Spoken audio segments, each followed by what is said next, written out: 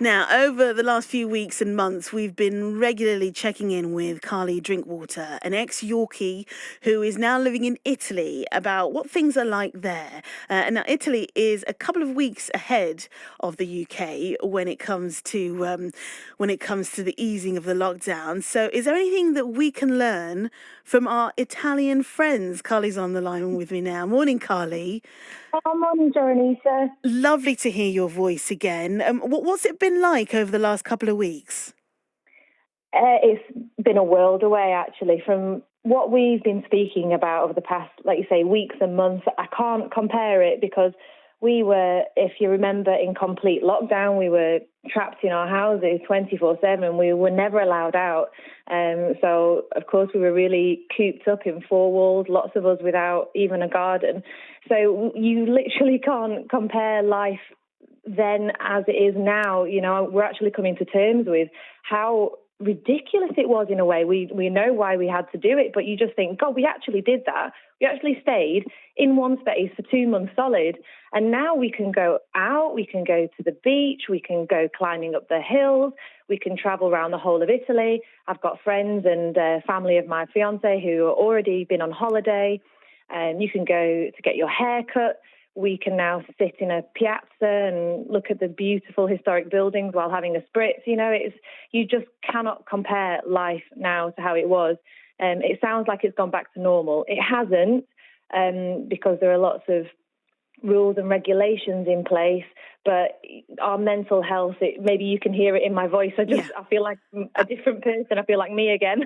Absolutely, absolutely. Because I remember there was something that sticks in my mind when you said, when you were still in, that lockdown, you said something as simple as looking at a flower. And I got choked up, Carly, because I thought, my goodness, it's that bad. Or, I don't know, on the flip side, you're really appreciating the little things, kind of when you're in that situation.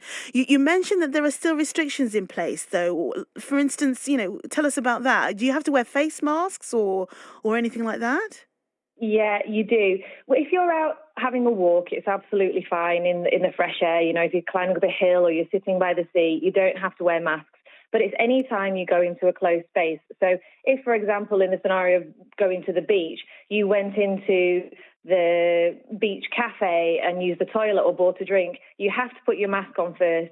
So if you go to a restaurant, we can now go and eat out. You have to walk in with your masks on.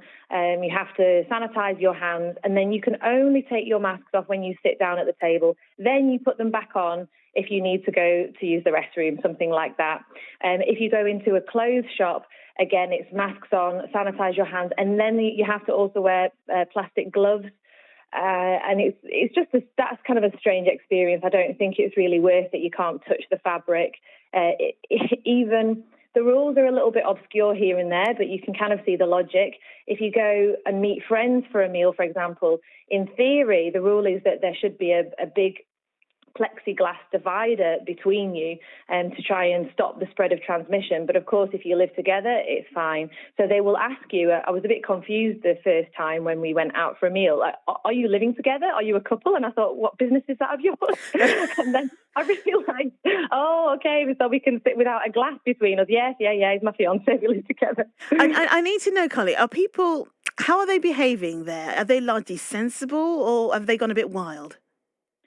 No, we haven't gone wild. I mean, it's not perfect. Some restaurants do not enforce that plexiglass rule, for example, but it's not anything that makes you go, oh, what are you doing, you idiots? Because I think we've gone through something so terrible and rigid here. To be locked up like that was so difficult that we've got a different level of fear. We just don't want to go back to that situation.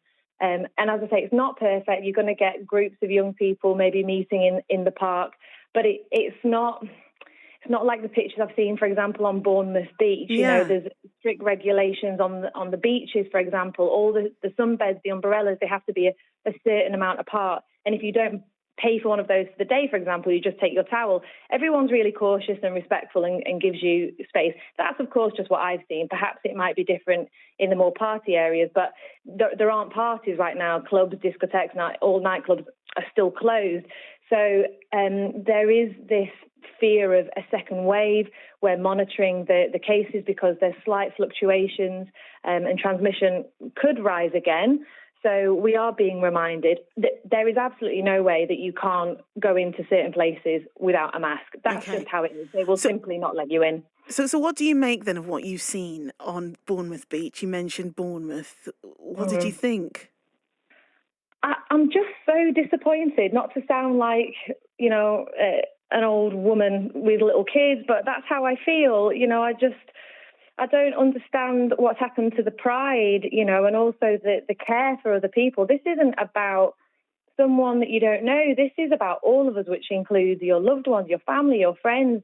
And it's just so disrespectful to each other. And of course, to our beautiful beaches, our countryside. That was one good thing about lockdown, that everyone talked about how nature was healing and how it can recover. And come on, we can do this. We can coexist with nature and not destroy it. We can still be here. And then you see sites like that and they're just leaving rubbish everywhere.